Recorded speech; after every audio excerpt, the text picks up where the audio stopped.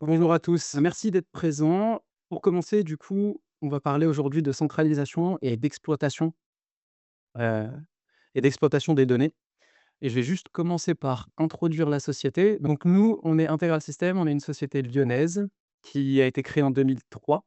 Actuellement, on est 15 et on fait un chiffre d'affaires d'à peu près 4 millions d'euros. La société, elle est composée de 3 BU. La BU hardware, c'est principalement de la création et de l'assemblage de configs de PC Indus, PC fanless, panel PC, ce genre de choses sur mesure. On fait de la petite et de la grande série et on a un SAV, français-anglais, donc pour toutes les demandes et le support. L'ABU Software, elle a été créée en 2014. Là, principalement, on fait de l'édition de logiciels, web et mobile et on intervient principalement en sous-traitance, pour nos clients. Et l'ABU Solutions, donc c'est ce qui va nous intéresser principalement aujourd'hui. Elle a été créée en 2022, et l'activité, c'est la création de solutions IoT et de collecte de données sur mesure. Donc on travaille principalement sur des projets long terme, et on a une gamme de matériel et de logiciels qui est plutôt complète, qui part des modules d'acquisition, aux capteurs, en passant par les passerelles et on a un logiciel qu'on va présenter, plus tard.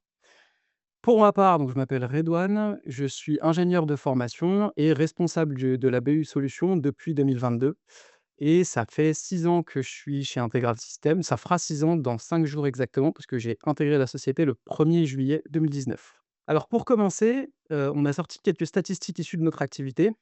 On va les voir ensemble et puis après on essaiera de comprendre pourquoi et quelle est la problématique, isolée donc. Les PC industriels qu'on vend, panel PC, PC fanless et cetera, leur usage principal, ça va être pour contrôler des automates, pour exécuter des logiciels, sur site, pour faire du stockage de données, plus récemment maintenant pour faire tourner des algorithmes d'IA, pour faire de la vision industrielle et cetera. Donc ça, c'est vraiment les usages globaux qu'on retrouve des PC industriels et on vend aussi beaucoup de modules d'acquisition. Ces modules d'acquisition, ils sont utilisés principalement pour actionner des relais, collecter de la donnée et ou faire de la conversion de protocole. Une fois qu'on a dit tout ça, on va essayer de s'intéresser à l'évolution des systèmes industriels et pour ça, il faut qu'on comprenne le besoin et le marché. Le marché, il vient du besoin des industriels. Le besoin, ça va être de la commande de machines physiques, de la supervision de process, de l'automatisation de tâches, ce genre de choses et ce besoin-là, il a amené des intégrateurs à créer des solutions qui répondent à tout ou partie de ces besoins, en concevoir des solutions, qui utilisent du matériel ou du logiciel ou les 2. Et bah, c'est là que nous, on entre en jeu parce que nous, on est distributeurs de matériel, de logiciel et plus globalement, d'une expertise et donc du coup, on tire, notre marché de ce marché-là. Le souci qu'on a isolé, c'est qu'avec l'accumulation de solutions qui ont été conçues par les intégrateurs et qui sont de plus en plus déployées depuis les 20 dernières années dans les usines et cetera, on voit, qu'il y a une absence, un manque ou une incapacité d'unifier les données qui transitent, dans les sites d'exploitation. Qui plus est, si on rajoute en plus l'adoption des nouvelles technologies, donc là on a mis LoRaWAN dans la présentation, mais il y a pas que du LoRaWAN.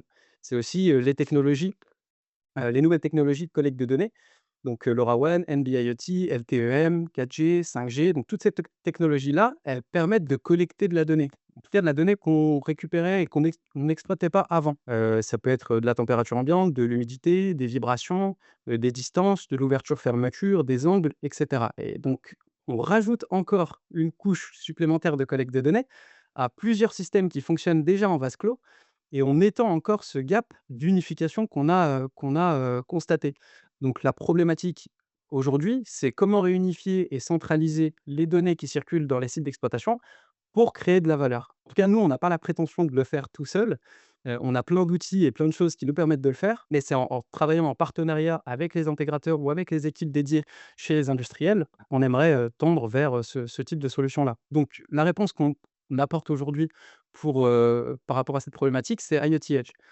IoT Edge, c'est une plateforme, logicielle qui est installée en périphérie des lignes de production, c'est-à-dire sur un ordinateur sur site et qui va permettre justement de centraliser et de réunifier la donnée. Donc si on prend l'architecture de principe d'IoT Edge, la première fonctionnalité, la fonctionnalité de base, c'est qu'elle va servir à centraliser les données qui proviennent de diverses sources. Il y a toute une liste de protocoles qui sont compatibles, on verra la liste après. Ensuite, la deuxième fonctionnalité, c'est la fourniture d'une interface de sortie unique pour dialoguer avec d'autres logiciels. L'idée, c'est pas de se substituer aux autres systèmes qui fonctionnent dans les usines et dans les sites d'exploitation, c'est bien d'unifier et de fournir une structure de données. Et la dernière fonctionnalité d'IoT Edge, c'est de faciliter l'accès aux données pour l'analyse. On le verra, il y a quelques fonctionnalités d'exploitation de la donnée qui viennent directement avec le logiciel. Donc, les principaux cas d'usage qu'on a rencontrés jusqu'à présent, du logiciel d'IoT Edge, c'est, principalement de la maintenance, du suivi de consommation électrique. Alors, la maintenance, on a une solution qui fait de la maintenance prédictive. Donc il faut alimenter un algo d'intelligence artificielle avec, des données de vibration qui proviennent d'un capteur et pour récupérer ces données, ben, on peut utiliser IoT Edge.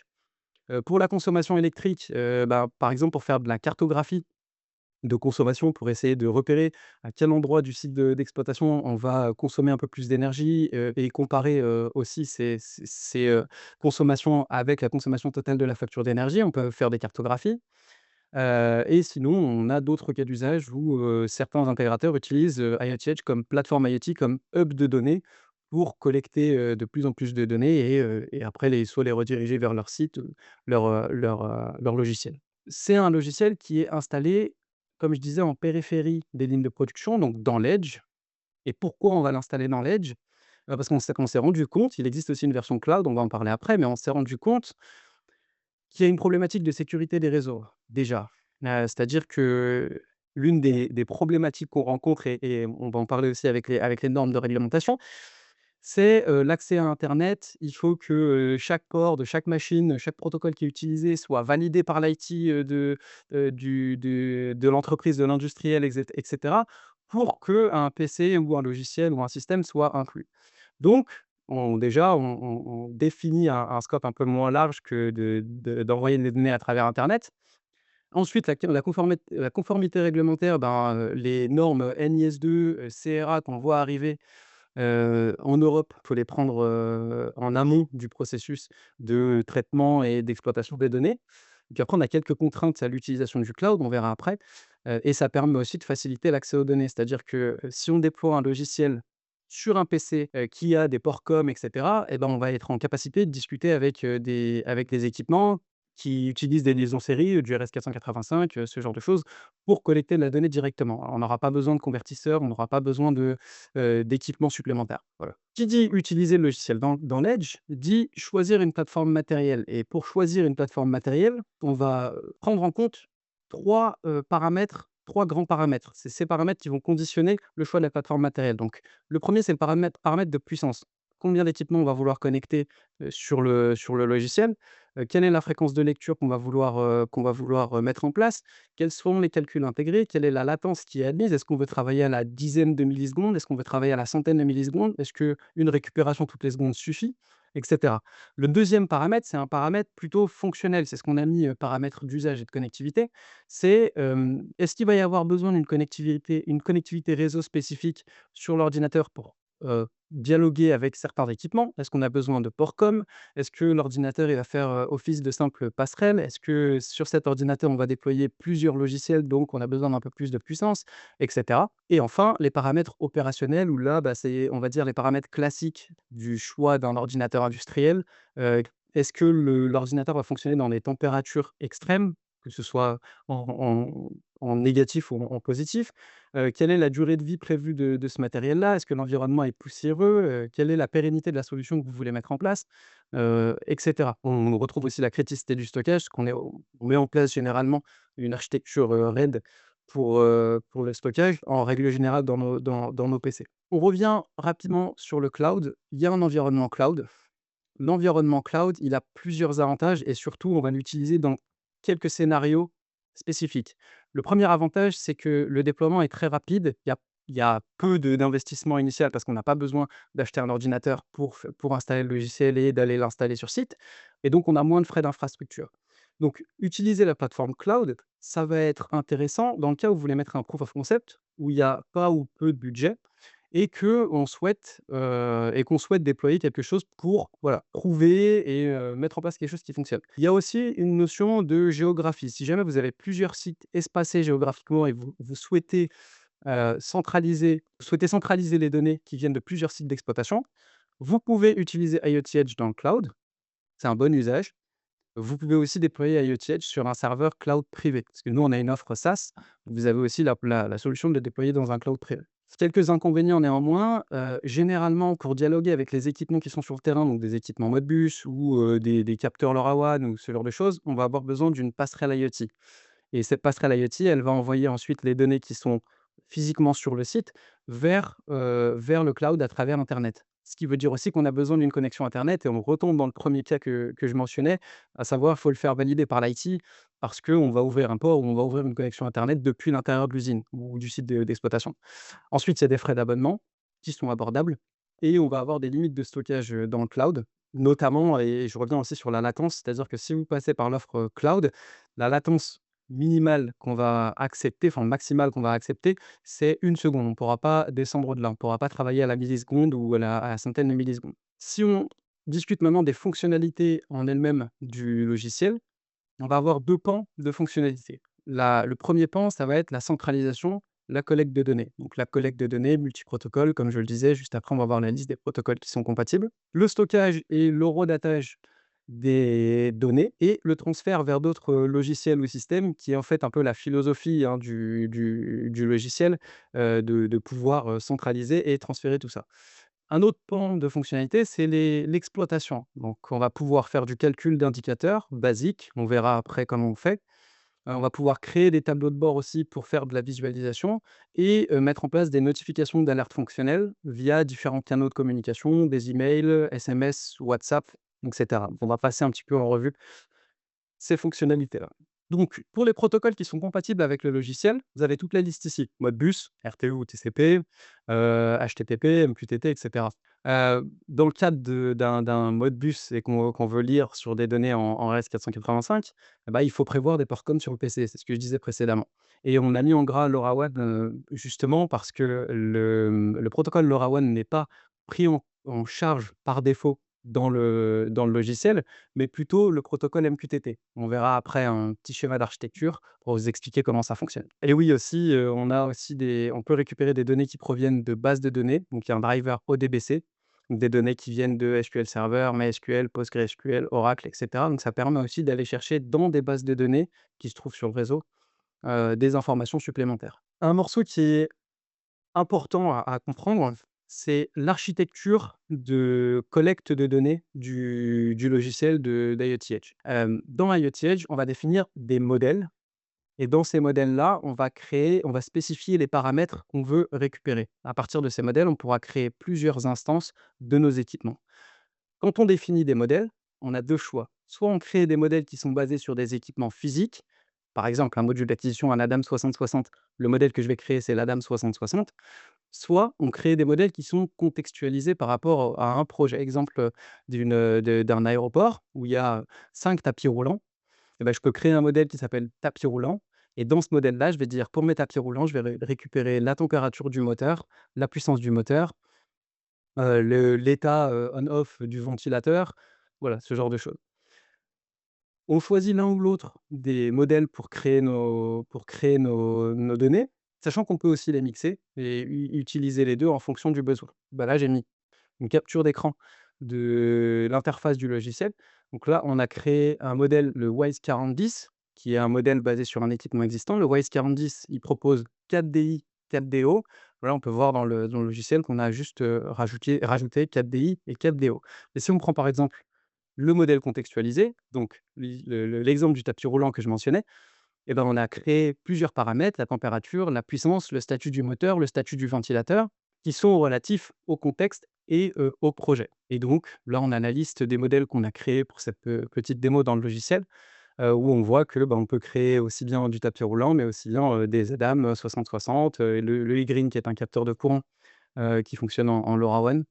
Une fois qu'on a créé ces modèles, on est capable du coup de créer des instances des équipements. Donc comme, je vais reprendre mon exemple des tapis dans l'aéroport. Si j'ai, 3 tapis, avec chacun, un Adam 78, un Adam 6060, un eGreen installé dessus, bah, je vais pouvoir venir créer des instances de mes équipements pour collecter effectivement la donnée. Et si je clique sur, un équipement en particulier, je peux voir que dans l'ADAM78 qui fournit 8 entrées thermocouple, donc c'est 8 entrées analogiques, dans cette ADAM-là, j'ai bien, mes 8 entrées analogiques. Il reste une dernière configuration à mettre, c'est l'adresse IP du module ADAM pour pouvoir aller chercher la donnée au bon endroit sur le réseau et après la collecte, fonctionnera. Pour ce qui est du stockage des données, parce que là, on a mis en place la passerelle et on a créé les configurations pour collecter les données, mais pour le stockage des données, en fait, il est implicite. Le stockage des données, une fois que vous avez créé vos appareils et paramétré la collecte, les données sont automatiquement horodatées et stockées dans l'ordinateur, dans un système de gestion de base de données qui s'appelle InfluDB. Alors, InfluDB, c'est un système de gestion de base de données orienté série temporelle, qui plus est haute performance. Donc c'est fait pour gérer de la donnée à une forte, latence. Après, on est aussi, soumis à la puissance de l'ordinateur et c'est fait pour stocker de la donnée qui est déjà horodatée. Donc c'est fait pour ça.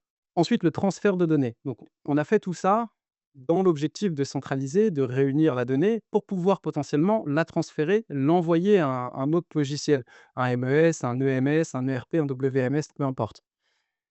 Donc là, il y a deux approches. Soit le système tiers demande la donnée quand il en a besoin et pour faire ça, il peut soit requêter directement la base de données InfluDB si c'est possible, soit utiliser une API REST, donc là, c'est uniquement du HTTP. API REST qui sera, disponible et finalisée dans la dernière version du logiciel qui devrait sortir là, sous peu. Donc c'est plutôt commun. Et sinon, la deuxième philosophie, c'est plutôt le transfert. Donc IoT Edge va récupérer les données et les retransférer directement quand elles arrivent dans le logiciel ou à un moment précis qu'on aura choisi. Donc ça, je vais vous montrer, il y a une interface qui permet de faire ça en no code. Donc c'est des briques, c'est plutôt visuel, hein. On place des briques, on fait du drag and drop et on relie les briques entre elles. Donc là, dans mon scénario, ce que j'ai dit, c'est l'input. Donc à chaque fois qu'on reçoit une donnée du capteur iGreen, on va effectuer un petit calcul, je reviendrai sur la partie calcul après et on va forwarder, donc renvoyer cette donnée en utilisant le protocole MQTT, c'est la brique du bas, la brique bleue à droite. On va forwarder vers MQTT. Là, on met les paramètres MQTT qu'on veut, donc un deuxième serveur, peu importe. On a aussi la possibilité de stocker les données en utilisant les drivers ODBC. C'est pour ça que j'en ai parlé un peu plus tôt, je les ai mis en avant dans la liste des multiprotocoles. ODBC, donc on peut utiliser SQL Server, MySQL et cetera pour aller stocker de la donnée dans une autre base directement. Au même endroit, on peut, effectuer les calculs. Donc le iGreen, c'est un capteur d'intensité, donc il envoie une valeur en ampères. Si je veux, moi, la valeur en watts, beh, je peux effectuer le calcul ici. On voit que j'ai accès à toutes les fonctionnalités, à toutes les, opérations mathématiques de base, multiplier, soustraire, additionner, diviser, et cetera et quelques fonctions mathématiques aussi un peu plus avancées, puissance, logarithme, modulo, ce genre de choses. Donc on peut modifier la donnée, soit la renvoyer, la restocker déjà modifiée dans IoT Edge, soit la renvoyer vers un autre système. Maintenant passons à la partie tableau de bord. Donc, IoT Edge permet dans ses fonctionnalités d'exploitation de la donnée, de créer des tableaux de bord simples pour rendre la donnée, l'afficher de manière plus visuelle et la philosophie entière du logiciel, je pense que vous l'aurez compris, depuis le début, mais la philosophie, c'est que, c'est du no-code et on fournit les outils qui permettent de créer des solutions, des verticaux métiers. Voilà, donc là, c'est basé sur Grafana, c'est une technologie qui est, plutôt connue et vous avez, bah, un large choix de panels pour, afficher vos visualisations. Donc vous avez, de l'histogramme, de la statistique, simple, des graphiques en barres, des graphiques en donuts, voilà, vous pouvez afficher des vues, géographiques, plein de choses pour créer des tableaux de bord, à partir des données que vous avez collectées dans IoT Edge. La dernière fonctionnalité, intéressante du logiciel, c'est la partie alerte fonctionnelle. Donc vous pouvez paramétrer, un envoi d'alerte avec tous les canaux qui sont, cités, que vous voyez, sur la présentation, des emails par défaut, une application mobile qui permet de recevoir des notifications push, Microsoft Teams, WhatsApp via un prestataire qui s'appelle Clicatel. Voilà, donc tous ces canaux sont déjà préconfigurés dans le logiciel et pour mettre en place vos scénarios d'alerte, vous avez une interface qui vous permet d'aller sélectionner un paramètre en question. Donc par exemple, on va prendre le tapis 0, de notre, exemple précédent et de dire, bah, si le tapis 0, la température à l'intérieur du tapis 0 via le module Adam78 excède les 35 degrés et que la puissance qui a été calculée à partir du iGreen excède les 900 watts, alors je vais lever une alarme et envoyer un mail ou envoyer une notification push, peu importe. Donc on a la possibilité de créer des règles et des règles ou et de faire ce type de système pour mettre en place des alarmes, hem, en no code dans le logiciel. Donc pour finir, voilà une architecture type de projet. L'architecture est complète et on a mis en avant la partie LoRaWAN, heu, on a voulu la mettre en avant pour pouvoir en parler parce que le LoRaWAN et donc toutes ces technologies LTE-M et cetera, bien qu'elles soient un peu différentes, hein, mais elles fonctionnent un peu comme les autres quand on peut utiliser IoT Edge parce que c'est simplement un connecteur de plus. Donc pour discuter, pour dialoguer avec des capteurs LoRaWAN, vous avez besoin d'une passerelle LoRaWAN et c'est comme ça que vous pourrez créer un réseau privé local LoRaWAN pour discuter dans vos sites de production. Cette passerelle, elle reçoit les données en LoRaWAN et puis derrière, elle peut les renvoyer en MQTT et dans ce cas-là, dans IoT Edge, la donnée qui provient d'un capteur LoRaWAN, elle est traitée comme n'importe quelle autre, donnée qui provient de Modbus ou d'une base de données ou peu importe. Donc le LoRaWAN, on a une gamme, complète, hein, de capteurs, de passerelles et on travaille beaucoup sur le LoRaWAN. Mais dans ce cadre-là et quand on parle de collecte de données et de stocker de la donnée, de l'utiliser, bah, en fait, c'est traité comme n'importe quel autre type de données. Enfin, vous pouvez voir qu'on a, créé des connecteurs vers MES, ERP, WMS, EMS et cetera parce que c'est la philosophie. On ne veut pas déployer ce logiciel IoT Edge pour le déployer et pour rien en faire. C'est plutôt pour améliorer les offres des intégrateurs, les offres existantes des intégrateurs, fournir plus de données, fournir des facilités aussi de récupération de la donnée quand, certains protocoles sont obsolètes ou, qu'on peut pas récupérer certaines données, heu, pour diverses raisons et enfin, le logiciel fournit quelques solutions d'exploitation comme les tableaux de bord, les notifications. Il y a une dernière chose qu'il fallait que je présente, c'est, la partie, LLM, donc l'intégration avec des algorithmes d'intelligence artificielle. Alors, on a déjà une solution qui utilise de l'IA, mais c'est pas des LLM, c'est, du machine learning et c'est pour faire de la maintenance prédictive. Donc c'est basé sur un capteur de vibration et c'est pour analyser la vibration de moteurs et de pompes.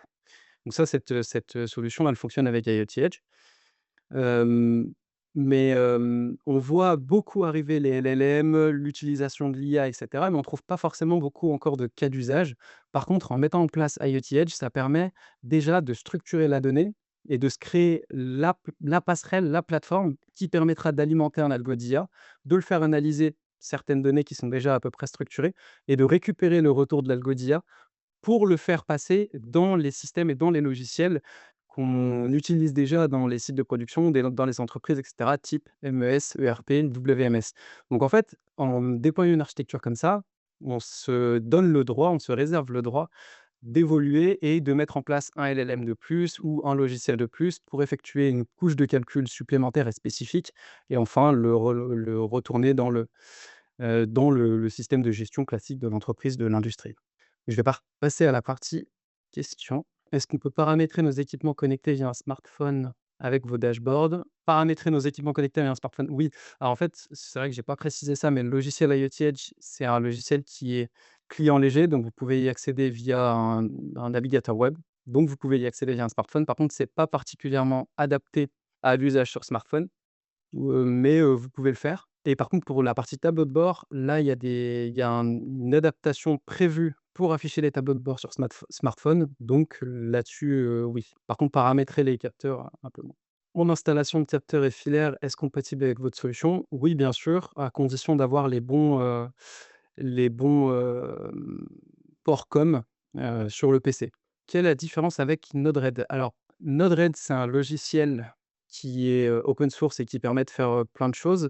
Là, c'est vrai que c'est très ressemblant à Node-RED, d'ailleurs, c'est inspiré, hein, de l'interface de programmation de Node-RED. Par contre, c'est inclus dans le logiciel.